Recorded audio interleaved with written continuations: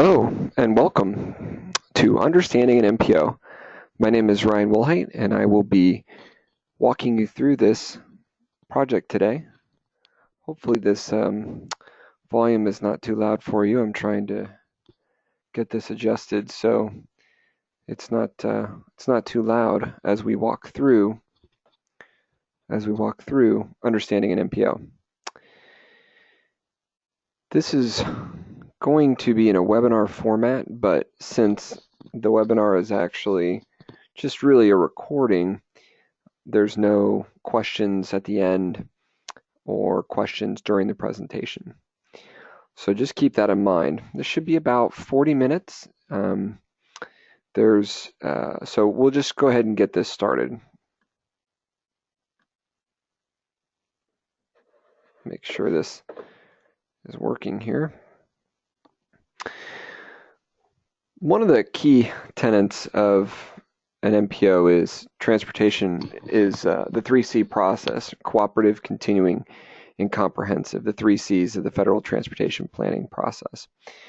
And so we're going to go, before we talk about MPOs and their roles and what they do, we're going to first talk about kind of what guides their development, what guides the plans that they do. There may be a thought out there that transportation planning is a pretty simple process. There's point A, there's point B, and then you just connect the dots. Here's a funny little comic that I thought tried to convey this common assumption about transportation planning and what it is that planners, engineers, and others involved in transportation planning do. In reality, this is the process that we as transportation planners go through. This is the FHWA transportation planning process, and you'll see that it's much more rigorous than simply finding it here and finding it there and connecting it. Instead, it's a process that has a feedback loop, is multi-stepped, and is really meant at all points to include the public. So I'm not going to walk through this too much right now. We'll talk about each one of these steps through this presentation, but what I do want to talk about is these feedback loops on the outside of this vertical process that you see here. When we talk about feedback, we're discussing a number of different ideas or concepts or people or problems that we have to keep in mind. One of those, public involvement, that's very central, and we just have to make sure that we are being aware of public needs and we're reaching out to the public and making sure that we're including them in every step of the way. That we do that in a number of different ways, through social media, through public meetings, through newspaper articles, newspaper postings, excuse me. One of the other things that we also that also is a part of this process is data collection. Data collection is central to creating good plans and a good planning process. So these are other things that are part of this that we won't dive into right now, but we'll talk a little bit as we go forward in this course, if you will. Cooperative. So we talked about the 3 Cs. We talk about a cooperative process. What does this mean? It means that we're inclusive, that we strive to include every single person, every single category that we can, every single person that we can in this process. Usually means that we hold meetings different parts of the day in different areas of a region. One of the key ideas behind a cooperative process is that we avoid duplication. So by making sure that we're discussing planning processes with our planning partners, so the Federal Highway Department, surrounding MPOs, our cities, towns that are members, so we're trying to understand what they're doing, and maybe we can build on that. Or maybe instead we can say, well, we were going to do that plan, but You guys have already done this part of the plan, so we can really do the next step. And as I mentioned multiple times, and I mentioned again, the public is a key partner. And here is a great kind of example of what we mean by cooperative, and a little tongue-in-cheek about transportation planning. So here's a member of the public in the comic who has shown up to a meeting but just really doesn't have time. He is busy, as we all are busy, after school activities, maybe this softball game that he's going to that's really important, and doesn't have time to give his input. And here's the planner conundrum, which is the second frame of this comic, which is the public complaining about or expressing dissatisfaction about the end result. And this can be a problem. And so as a part of this process, we try to make sure we're reaching out in as many different ways as we can so that we're cognizant of the needs and the wants of the public. And then we talked a little bit about reaching out to every single part of this of a region's population, and we in particular reach out to those populations that are considered disadvantaged.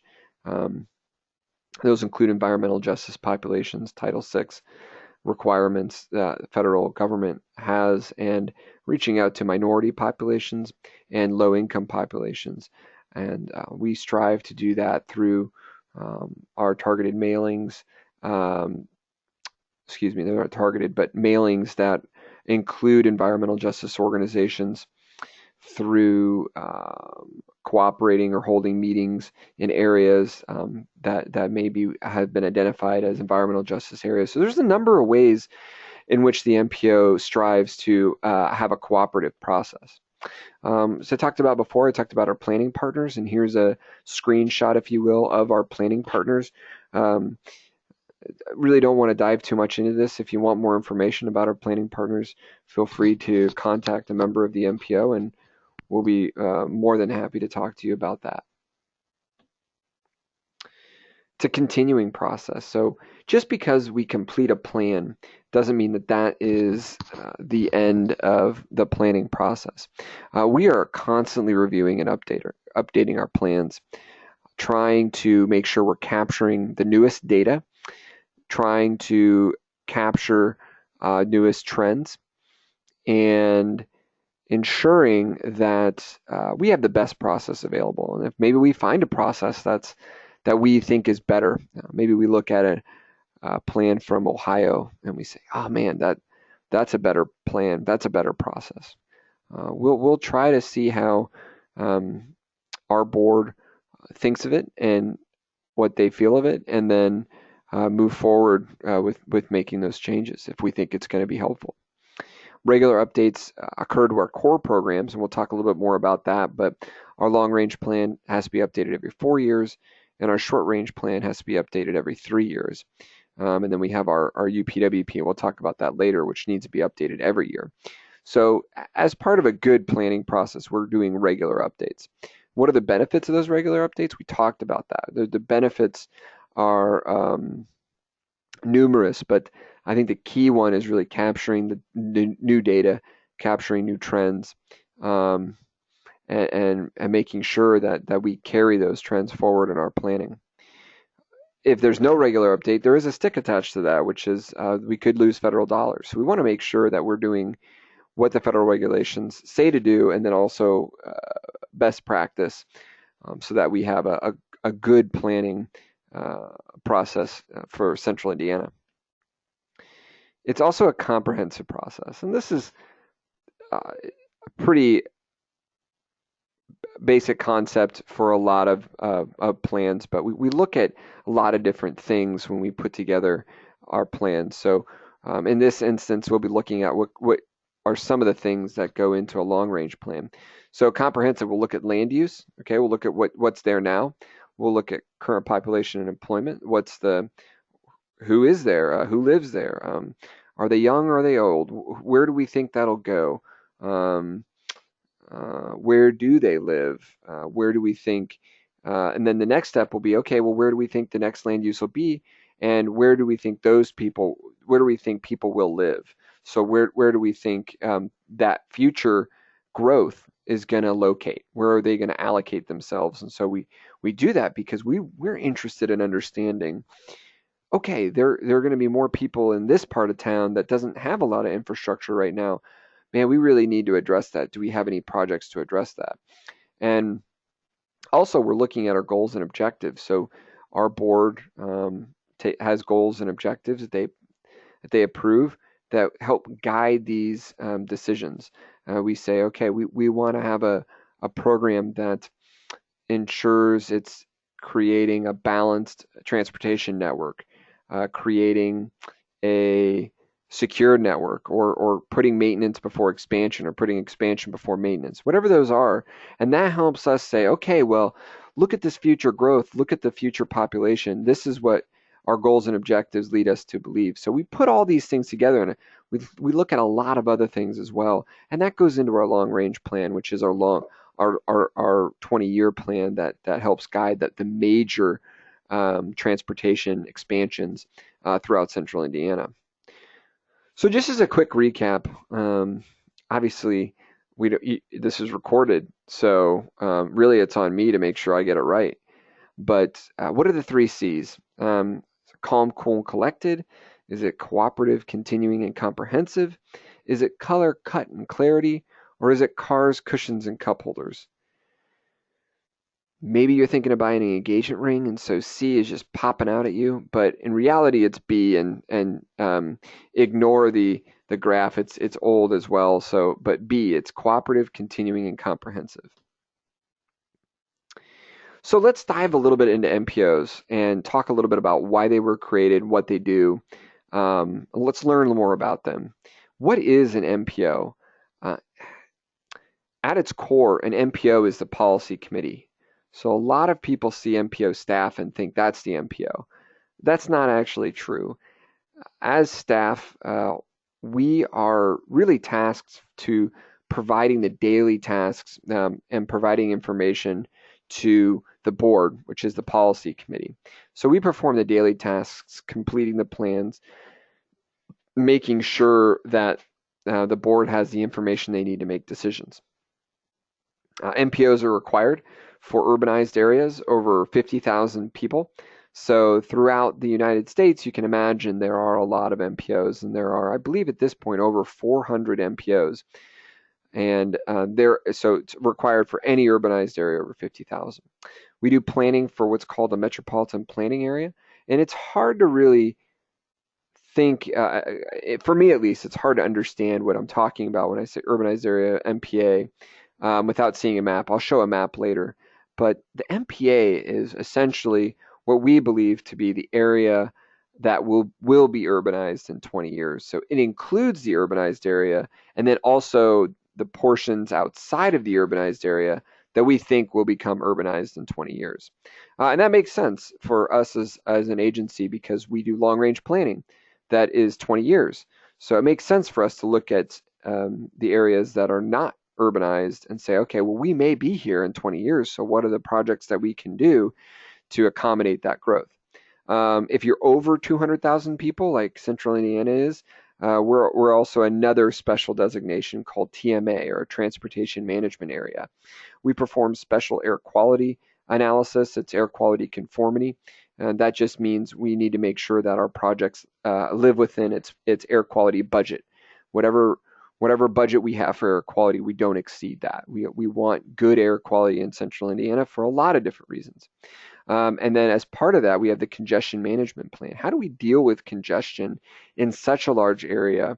What are some ways that we can manage this congestion without really expanding roadways? Can we do other things besides that? And so that's a CMP. And also that makes sense for an area over 200,000. You're going to have more people. You're going to have more traffic, more issues to deal with. And so these two components to a TMA help an MPO understand and deal with those challenges. Let's talk about some basic MPO functions. This comes from an FHWA report talking about what really is an MPO supposed to do. I feel that an MPO, at its a key tenet here, we're really a board that is supposed to be a neutral forum for regional decision makers. The projects that we're approving are large. They will have a meaningful impact on the region for generations to come. We want to provide an opportunity for people in positions of power that may be limited by the length of their office to have an opportunity to speak their mind on projects that may not benefit them or may not hurt them. And that's kind of one of the keys that we have as an MPO. We need to have a discussion that's impartial of political allegiance on goals and values and needs, because at some point these projects are bigger than individual jurisdiction needs, and we have to talk about the regional needs, and in particular the needs of a larger region in the distant future. We identify and evaluate alternative options for transportation. So we don't have just one base plan, but we look at a lot of different options. There's a lot of different ways to approach planning, to approach dealing with population growth. And so we look at all those as part of our planning process. We maintain this long-range plan. We've talked about that before. The long-range plan covers a span of 20 years, and it's really meant to provide good quality of life, efficient system performance, and mobility for people and goods. So remember that as an MPO, we're looking not just at how do we move around people, but how do we move around goods that makes the economy move and employs people as well. We develop a transportation improvement program. That's the short-range program, short-range planning for for an MPO, and it's pardon the pun, but it's where the rubber hits the road. It's where we actually start awarding money to projects, to jurisdictions, and they begin to use that money to put projects into the ground. We'll talk more about money and projects a little later. And we involve the public. I can't say that enough.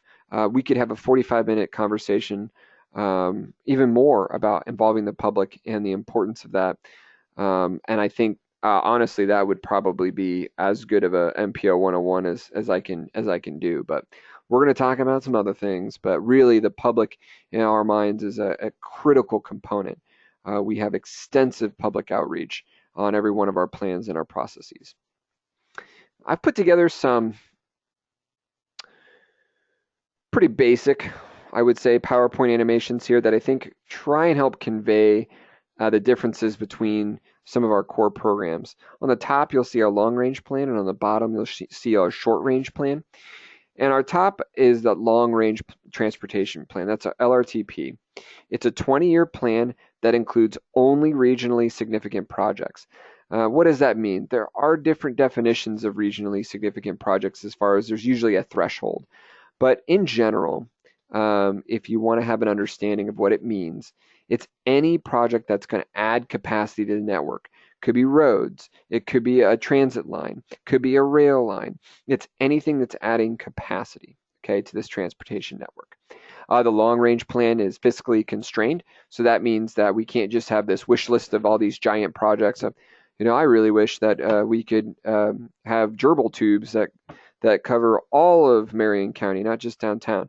Well, do we have the money for that? Oh, no, we don't. Okay, well, this is what we're trying to do here. We're trying to put together a practical plan that says, here's our revenue, here's what we think it will be, and then what projects can we fit within that revenue. So that's fiscal constraint. And then it also has to meet those air quality thresholds. Our short range plan is 4 years. It includes all federally funded projects. So the long range plan, it can just do regionally significant projects. Could be all local money. Could be all money from, like, say, city of Indianapolis. But if it's adding capacity, it needs to be in that plan. Whereas the TIP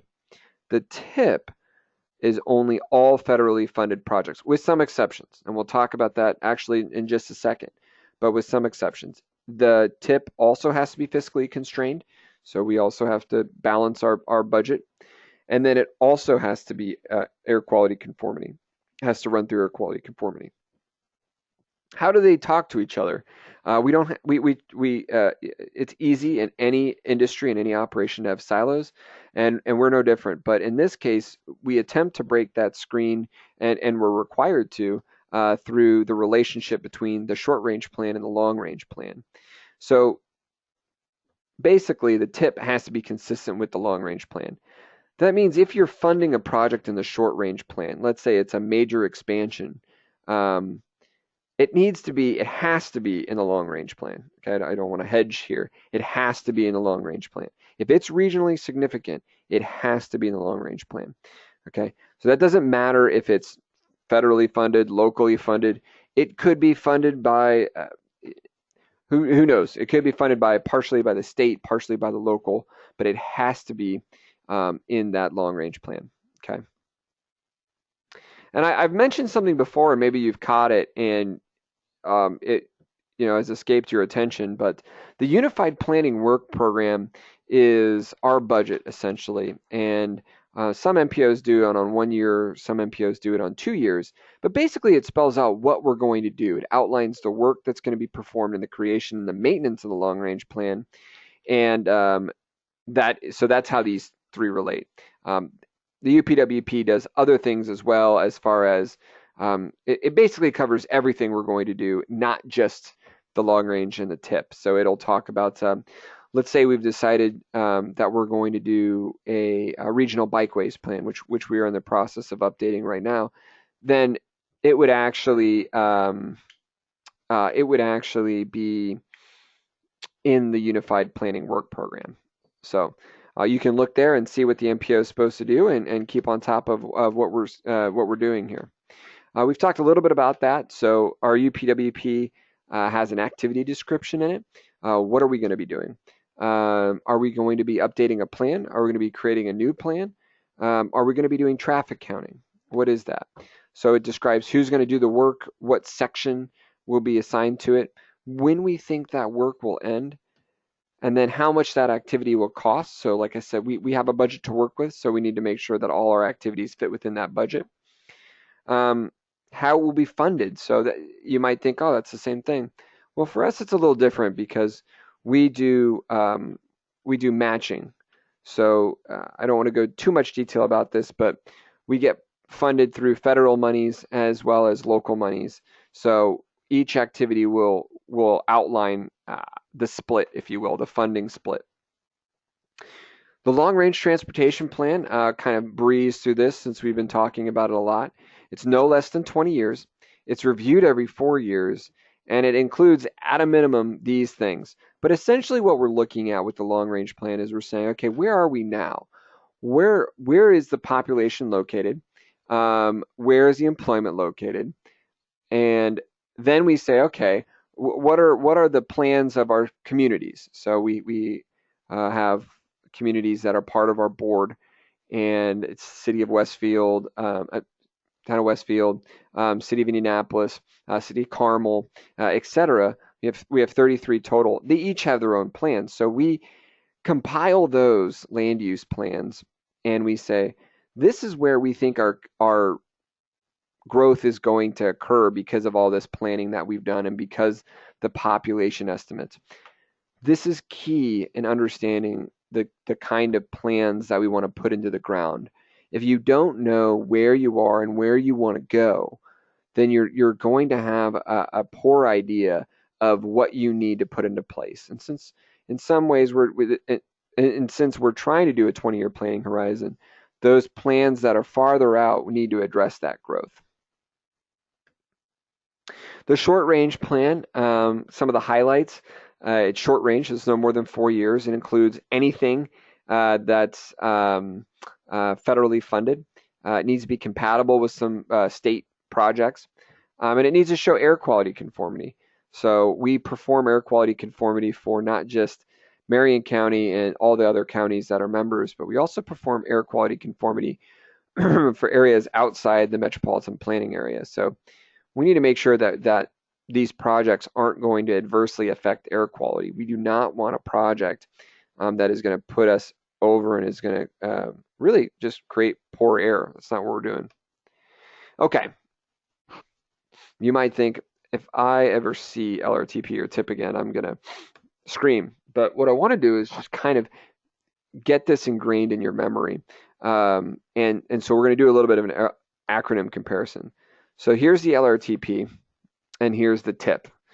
TIP being the Transportation Improvement Program, LRTP being a Long-Range Transportation Plan.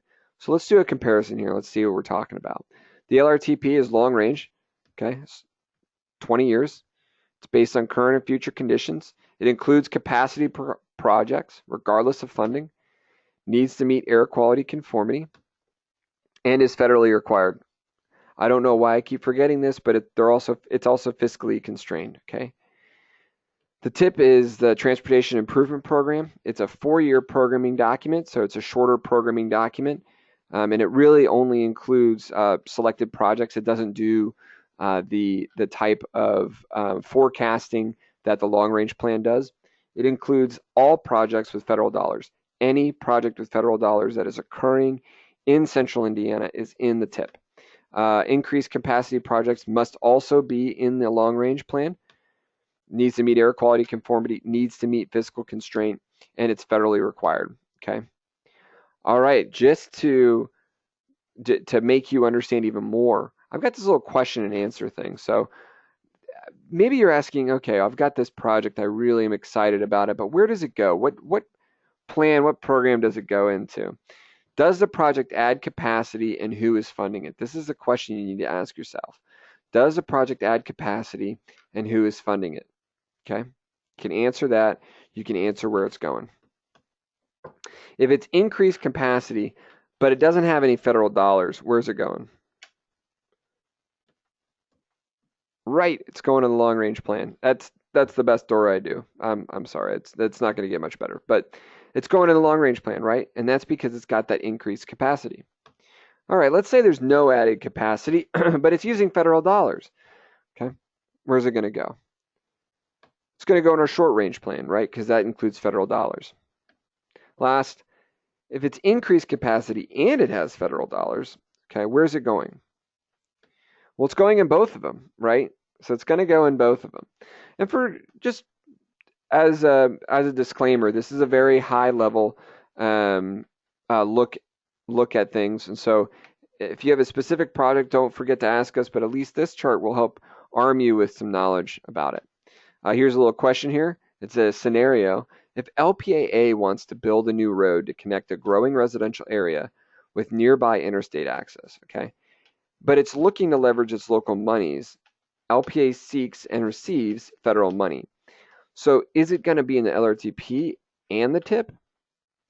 The answer would be yes, it is, because remember, it's adding capacity, it's building that new road to connect an area with an interstate, and it's seeking and receiving federal dollars. All right, we're going to kind of quickly go through the Indianapolis MPO, who we are, what we do, and then talk a little bit more about funding. So we're about halfway through here.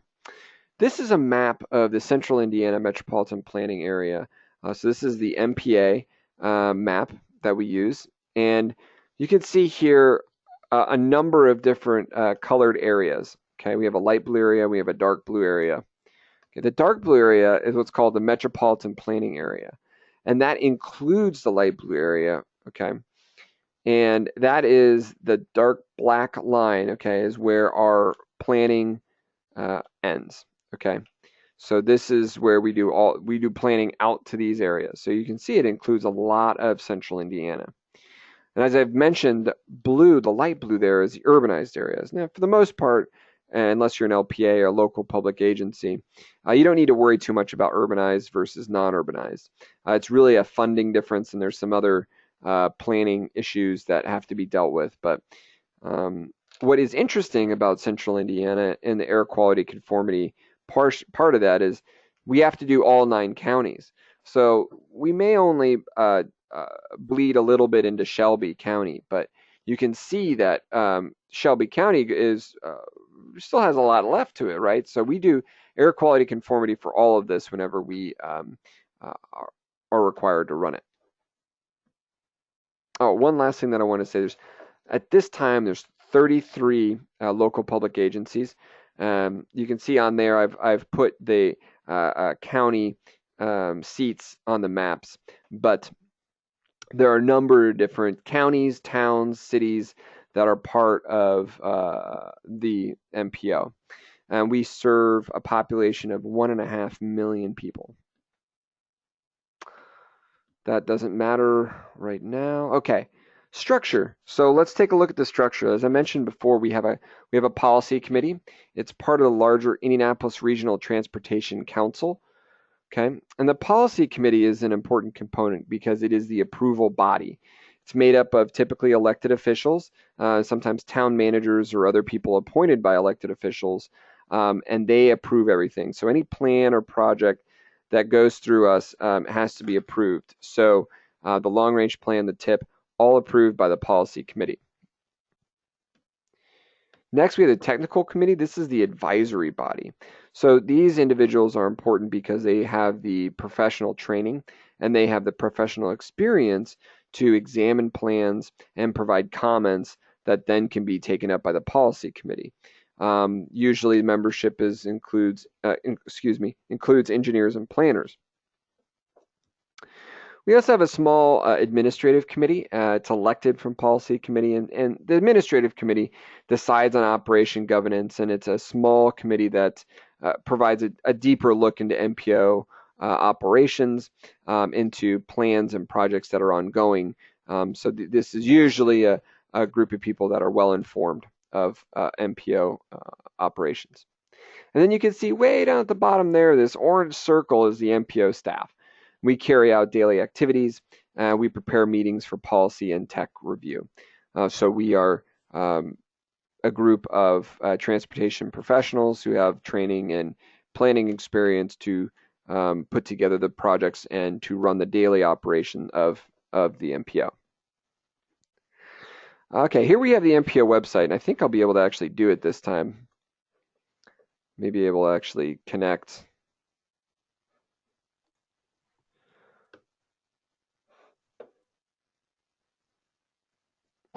So hopefully you can still see this screen here. Here is the MPO website, and it's loading very slowly. Can't get any better than that. And this is the home page. I'm not going to talk too much about this, but what I wanted to show you is A, it exists, and B, this is the place to find all the information that you would possibly want to know about the Indianapolis MPO. So starting at the top, you'll see homepage, so you can click on that, contact us. You can see a bunch of social media opportunities to share it. You can like us. You can see on the left-hand side a lot of different tabs like About Us, Planning, Projects, etc. You can find staff bios on these pages. You can also find different plans in the planning pages.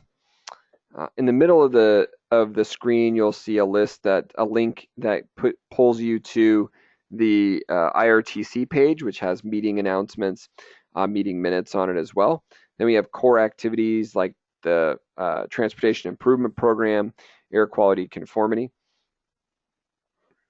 We also have the UPWP on here as well. Then we have a list of news and public notices. And then we also have on the right these great links to our newsletter, links to IndyConnect and IndyConnect and links to My TIP. And so these are great links to click on and to take a look at as you are poking around and trying to find out more information about the Indianapolis MPO. See if I can't get back here. Yes, so that is indympo.org. And maybe one area that you're interested in if you're a local public agency, and we also have a separate website, a separate page of our site that provides information on documents, org charts, schedules and applications. We also have, like I said before, let's see, click on the Indianapolis Regional Transportation Council and you'll be taken to a site that shows you our MPA. It's loading very slowly. Fortunately, and it gives you your current schedule. You can download that and then gives you past meeting minutes. So an area to go if you want to catch up, an area to go if you want to find out where the next meeting is going to be. All right, enough about that. Let's get back to the presentation. Give me just a couple seconds here and I'll get this. And let's talk a little bit more about funding categories. So we're going to look at how the MPO receives money for funding and then how we distribute that money. Here we go. So show me the money. I used to have a little video clip here and then people told me it was really boring, which it was, but it provided a really, I really wanted the break, to be honest, but that's okay. I'll keep talking and hopefully I haven't lulled you to sleep at this point, but how we get funding for the projects that are in the Transportation Improvement Program is entirely through federal gas tax, and that comes from the Highway Trust Fund, and that's at this point about 18 cents, and that money goes to Washington and the Highway Trust Fund, and then comes back to the state, and that money then filters down to the MPO, and we take that money and use it towards expansion projects or maintenance projects or other types of projects that the board deems acceptable and a responsible use of the money. When you look at the money and how it's split up, we get about $44 million. I don't have a summary here, but that's about what we get on an annual basis. It's a large amount of money. Also, it's federal dollars, so when you are in transportation planning, there is a lot of, I think I've used it before, funding splits. Basically, the federal dollars is 80%, locals 20%. So you can imagine this is also is leveraged essentially with more dollars. So that's the 80-20 is basically the minimum, and then sometimes people match more if they have the money to do it. And there are some instances in our programs where the local match is zero, but those are pretty rare and very few. You can see there's 4 different funding categories. I'll talk about them all. You can also notice that if you haven't already, that transportation planning is an alphabet soup. There are tons of acronyms, and don't be overwhelmed because you'll get used to them once you are working in it, and they make a lot of sense when you look at them. So STP is a surface transportation program. It's our largest program.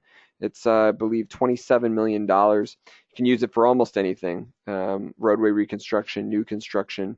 You can flex it for a lot of different things. Flexing it means maybe taking it from an intended funding category and putting it another way.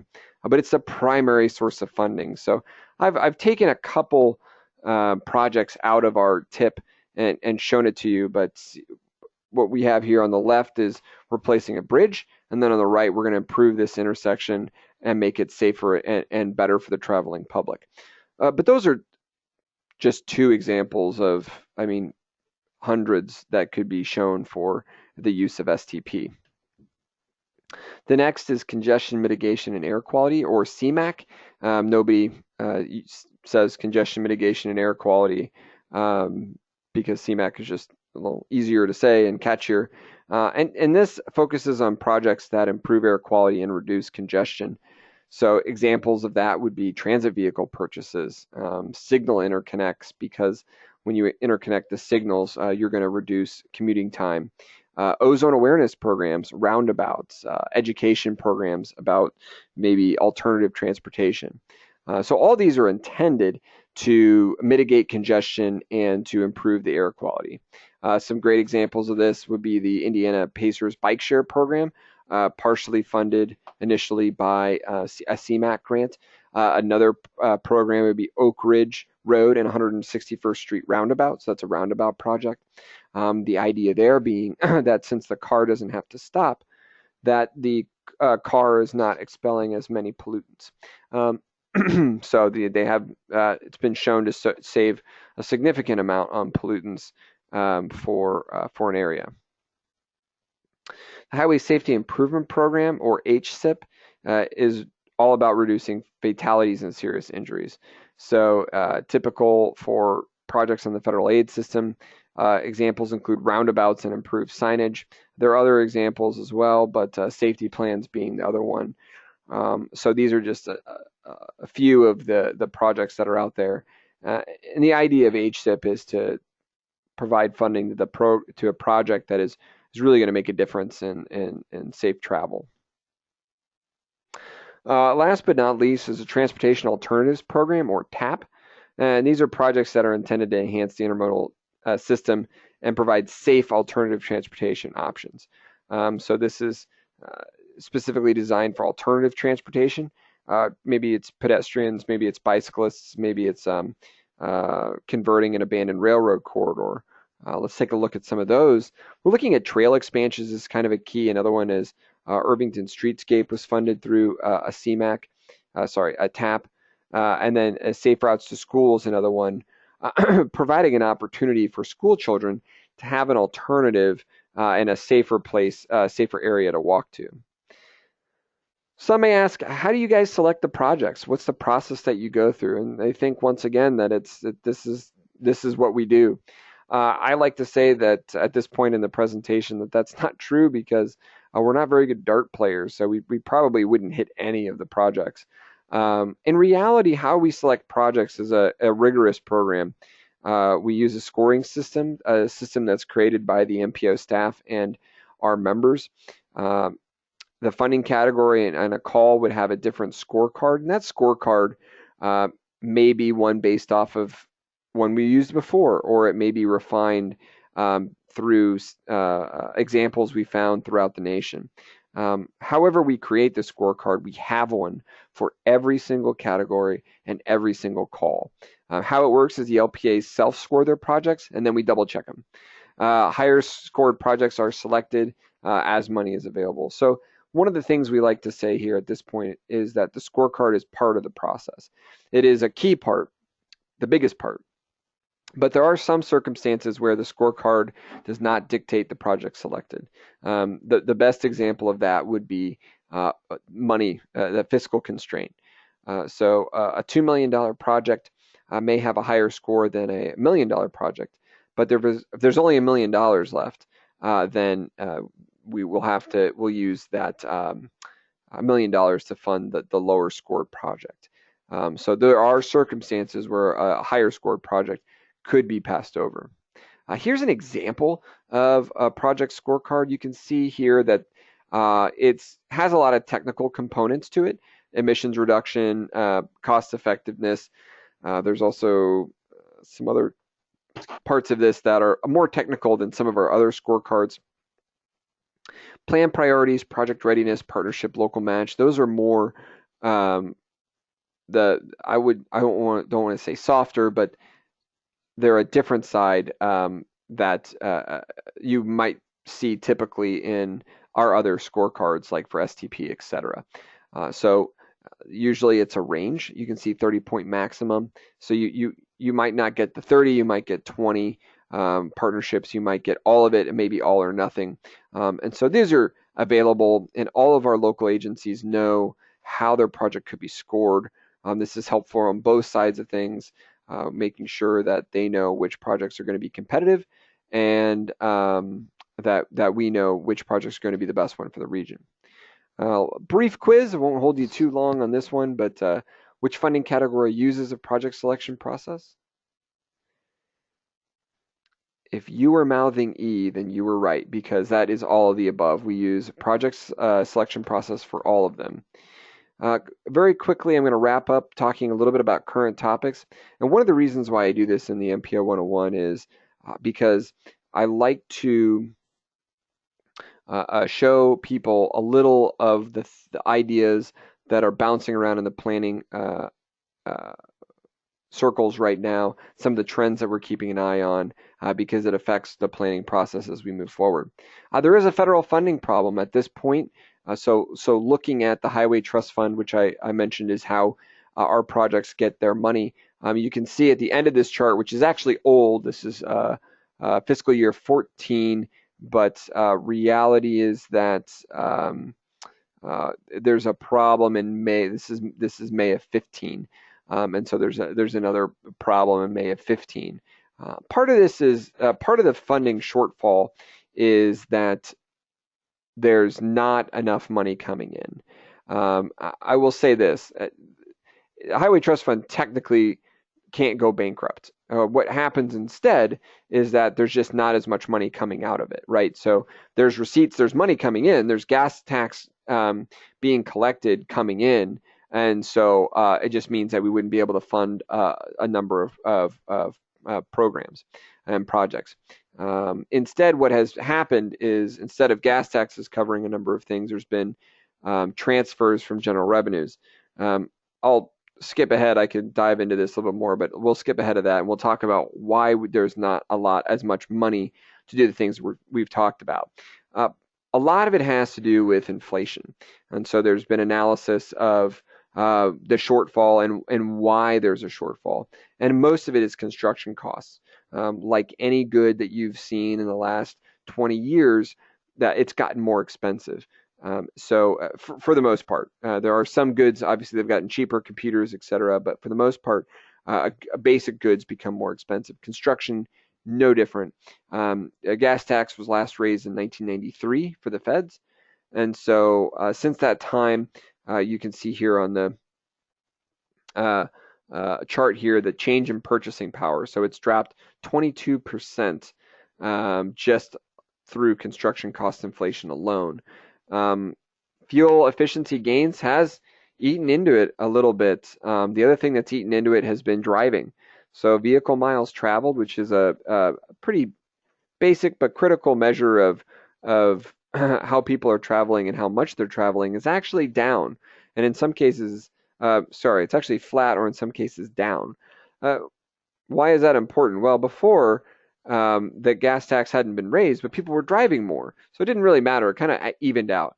Now that VMTs are not on that trajectory they used to be on, it's not bringing in as much money, and so that those are major issues. It really puts us in a bit of a hole. We have issues with roadway maintenance, issues with bridge maintenance. We can talk about money towards expansion. There's lots of philosophical differences on that, but the basic issue is that we don't right now have the money we need to repair the roads and the bridges that we have. So it leaves us in a bit of a hole. I love this picture. There have been a number of roadways that I've driven on that I feel like my little Honda would be swallowed up by such a hole. So money has gotten tighter, and Congress has, for the last decade or so, been wondering how to measure the effectiveness of transportation spending. And one way that they want to do that is through something called performance measures. It's part of the most recent transportation bill, and it's really this desire by Congress to hold MPOs and states responsible for hitting certain targets. So let's say in central Indiana we have a desired goal to improve the safety of the program. That's reasonably vague and hard to measure.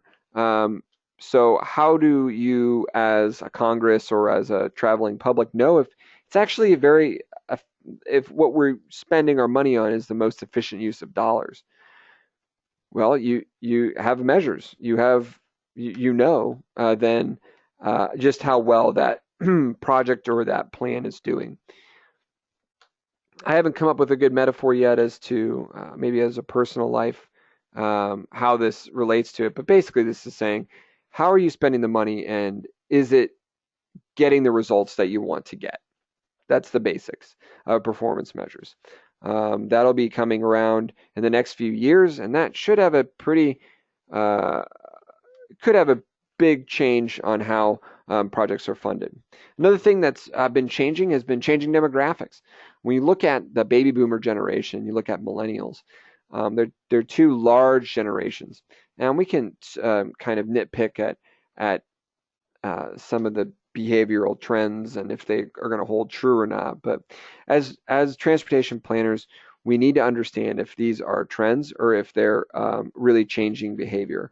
Because if it's changing behavior, then maybe the current system doesn't meet the needs of the baby boomers who are retiring now, and some of the later parts of that generation are maybe in need of a more walkable neighborhood, or maybe they want a more walkable neighborhood, and the neighborhood they live in doesn't provide that. And for millennials, we're seeing that they want more connectivity, they want more transportation options. So maybe those two changing trends are not well suited, or our transportation system is not well suited to meet those. So we need to be aware of that, and that's part of the reasons for those regular updates. And that's it. So I want to thank you guys so much for hanging in there. Here is my email address. Ryan Wilhite is my name, and it's ryanwilhite@indy.gov, ryan.wilhite@indy.gov. Feel free to call me at 327-5431 if you have any questions, questions about the presentation, questions about the MPO. There's more information that you can find online about us. There's more information you can find online about MPOs. And I just wanted to thank you so much for taking time out of your day and being part of this webinar. Thank you very much, and have a good day.